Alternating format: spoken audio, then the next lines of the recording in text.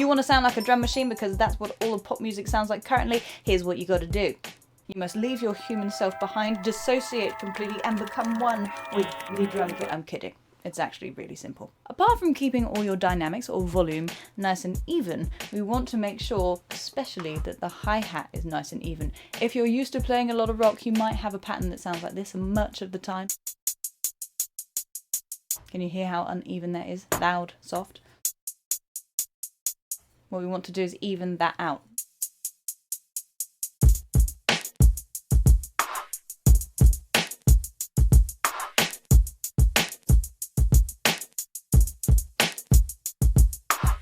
So what you're going to want to do is play with the tip of the stick on top of the hi-hat. Might take a little bit of practice. Remember, engage the fingers, not too much the wrist. Practice that with a 16th note metronome, especially if you're playing 16th note grooves, because it will make your timing extremely tight.